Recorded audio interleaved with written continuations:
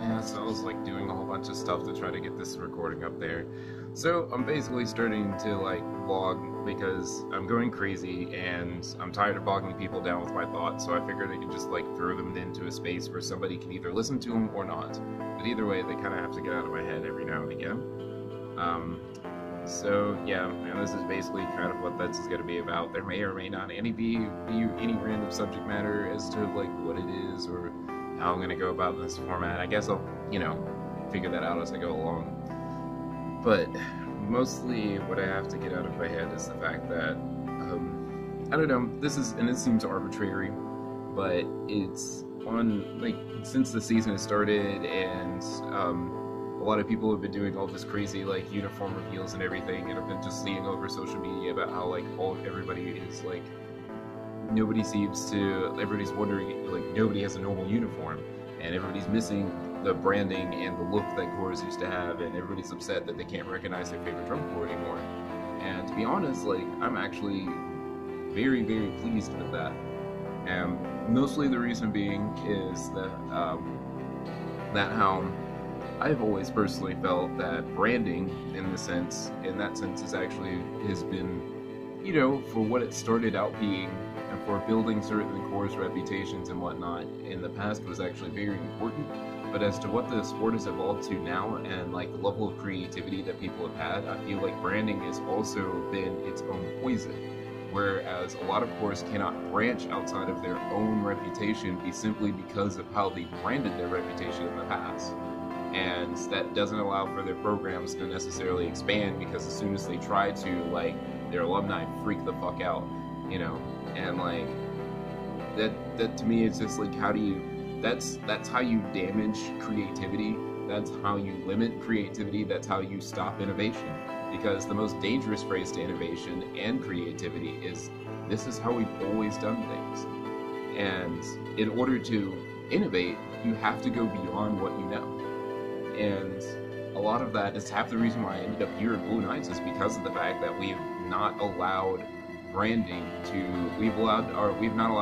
really limit the expression, the kind of expression and the creativity and the connection that we've, like, sought with these shows. And my favorite part about all of this is that the reputation is now based off of directly what they put on the field. That means that now we get a chance to look at all of these creative aspects that all these design teams have, and like see what they're truly capable of, as opposed to like how, like, everybody seems to overhype the show because we know it's Phantom Regiment, or that we know it's the Blue Devils or whatever, and you can see that and you can recognize that, and so you have the certain expectation of what they're going to do, regardless of whether or not that product actually ends up being any good. Like, we just get excited because we see this thing, and like, that's it. And to me, that I feel like what we should be, and like, it's based off of, like, I just posted about this on Facebook, but it was like about a decade and a half ago. I remember a whole bunch of my drum corps friends being like, we should have a competition midway through the season about how, like, everybody should, like, wear black and perform their show, so that the judges can't score people based off of their reputation and actually score them based off of what they're doing.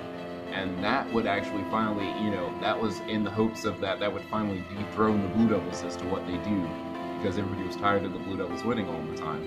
And it's like, now that we have that, obviously now people aren't satisfied, which to me is, like, on a much deeper level, shows that, we as humans are very, very hard to satisfy in general. Like, we're never satiated, even when we get what we want. Because then all of a sudden we get what we want and realize that, oh god, this is outside of everything that I thought it was going to be, and I feel like that, and it always brings me back to, like, this, like, how we operate and how we have this sense of duality, and how we don't really grasp the concept of duality because of how far we have to dissect things, that we always see something as, like, so black and white, as so separated, to where we don't even, like, we forget to put it back together all the time. We forget that it's not just those things. It's not just black and white. When it comes to human beings, there's no such thing as a black and white notion. As much as we like to try to define things as a black and white notion, human beings and everything involving us is always both. It is always both. There is nothing that is even purely defined as a line between good and evil. there are good people in the world, but we still do some nasty shit to others. Even if we define ourselves as good people, we still even have bad thoughts. If you consider yourself a good person, but every now and again have a nasty thought about a human being, does that make you evil? Does that make you purely evil? Well, by definition, I guess if you're using a black and white method, then yes, the moment you decide to have an evil thought as a good person, that makes you evil. And the moment you decide to do something good as an evil person, that makes you good. Well, doesn't that sound a little silly? To me, it does. It sounds actually pretty stupid. Because in the sense of like, everyone has the potential for evil, just as evil people have, or what we consider to be evil, always have the potential to do something good. Everybody has a chance to change. And without recognizing that, we always end up dooming people to a fate before we understand that everybody goes through that. That everything that we have is a bit of both. It always has. And our journey really to understanding, or to truly having understanding as far as what is going on, is to find both. It is to find both the good and the evil in things. It is understanding that like there is no definitive line between a lot of the stuff that we do. We think that there is, but in the terms of being human, there is no definitive line. There just isn't. There is nothing true of all people. There just isn't. Aside from the fact that we live and we die, that's pretty much it. You know, it really is. Like, what else? I mean, we may or may not reproduce. Like, what else is there? I mean, come on now. Like, I don't know. It bogs me down to think about sometimes about how like just how simple-minded sometimes we can be about something that is actually way too complex. We oversimplify things almost so many times, and we like create this like what's the word for it? Like, we do overcomplicate like so many other things that aren't that necessarily that complicated at all. But once again, it goes into the duality of human nature. Like, we're good at that. We're so good at that we confuse the fuck out of ourselves with it almost every day. Literally every day. But I don't know. That was just like a set of thoughts that I had to get out of my head. I'm probably going to try to make a series out of this because I realize that personally I talk too much. I talk way too much. And since being here, I've understood that like there's so many people that like have told me that they want to sit here and listen but then can't because I'm still rambling. And that there's so many other things, especially in this environment, that there's so many other things that we're caught up in and that we have to do, and that we don't always have the time to sit around and like, you know, think on that deep shit, you know, like. And I'm unfortunately cursed with a brain that is always sitting on the edge of time and always sitting on the edge of space and thinking about the realms of the universe and all this other shit that most people just don't even seem to have time for half the time. So like, gotta put it somewhere, I guess.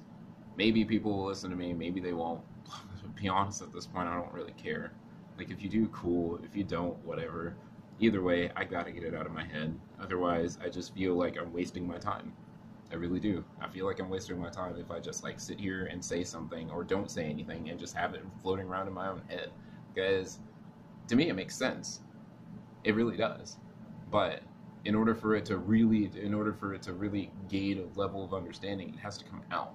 It has to be taught in some shape, form, or fashion. Even if nobody's listening, at least the fact that it's coming out and I'm trying to teach something or someone, and that there's the possibility that somebody can gain something from it, and I guess it's worth a shot. But you know, take care and tell me what you think. Maybe we can have actually some intellectual discussion. Please don't sit there and try to yell rhetoric at me, because that's not cool. Like, it really isn't. Please don't do that. Please don't do that. Okay.